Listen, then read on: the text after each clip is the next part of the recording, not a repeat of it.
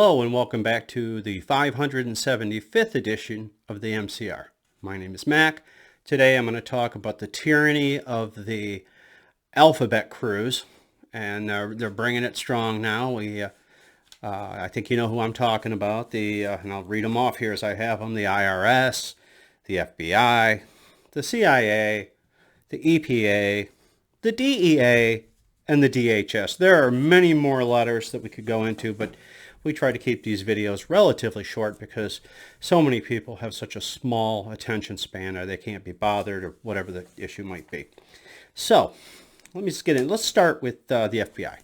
So a couple of days ago, they surround Mike Lindell at a Hardee's, allegedly, and take his phone and tell him not to tell anyone. Well, I don't know what they thought that was going to accomplish, because Mike Lindell does not live in fear of tyranny, and he's going to tell everybody with ears. Steve Bannon, similar thing. Law enforcement is supposed to work this way. A crime occurs, like a murder, a homicide, or a theft. It gets reported by someone. The police, law enforcement, come and investigate. If their investigation leads to enough evidence and potential suspects, they'll take it to a prosecutor. Then the prosecutor will decide if they want to prosecute the person in a court of law or not. And that's how it works. But now it's working differently. If the FBI or the IRS don't like you, well, now they're going to come and they're going to find a reason, make up a reason. Usually they lie, and they have a leftist judge go along with their lie and give them a warrant so that they can legally go in search of said crime. And that's what they did with Donald Trump. That's what they're doing with Mike Lindell. It's what they did with Steve Bannon. They will, and most people have something in their life that they've done wrong.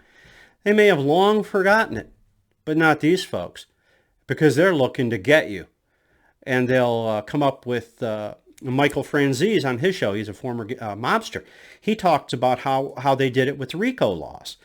They create these sentences that are so long, they'll charge you with something and threaten you with 100 years in jail. Well, for a fellow my age, or really anyone's age, that's a life sentence for whatever it is you may have been accused of. So they get you to either roll over on someone else, someone who they like less than you, or they do a plea deal and you go to prison for, let's say, 10 to 15 years. Either way, they get to shut you up, get to intimidate you, get to bully you.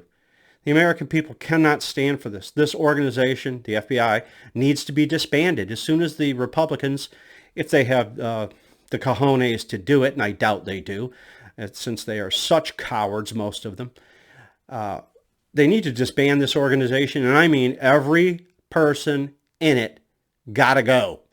I know I did a story similar a while back, and a lady said, well, but my son-in-law, he's a fine young man, and I'm sure he is. But you know what? He's not walking away, because he cares more about his pension than he does his country. So none of them are innocent in my mind. They're all no good, and they need to be replaced, hopefully, with good men and women who can do the job with honesty, integrity, and whatever else it says in that little shield the FBI has. Then there's the IRS. They're going to come after you too. If you're pro-life, if you are a Republican extremist who needs to be killed, well, they're going to come and see what they can find on you. They're going to audit you. You'll find that Democrats and leftists will not be audited. They're going to weaponize the IRS, as they did in the Obama administration, to bully, intimidate, and get their way.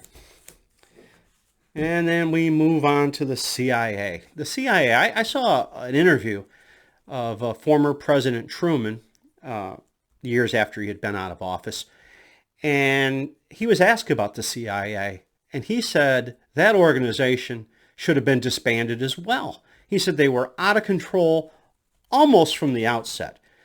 They do everything they do under the veil of secrecy because everything is top secret and nobody needs to know what they're doing. Nobody is above oversight. Nobody. Democrats like to say no one is above the law, except them. They seem to be above the law. They can get away with murder. Ask the Clintons. They drunk drive, they get away with it. They steal money, they get away with it. Do some insider trading, they get away with it. But they want to put you in jail for all of those things. So the next one will be the EPA, the Environmental Protection Agency, that doesn't protect the environment much.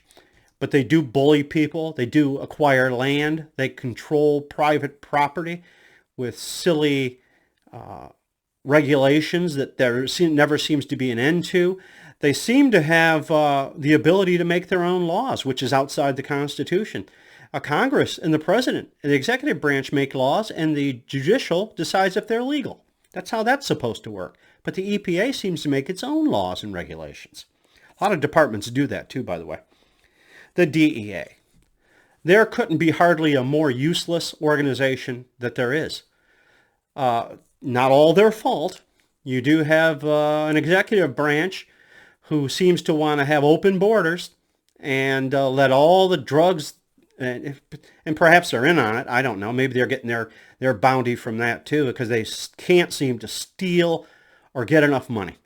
So, I mean, I guess they got to keep, the sun's supply in order of, crack and marijuana and heroin and whatever the hell else he's doing.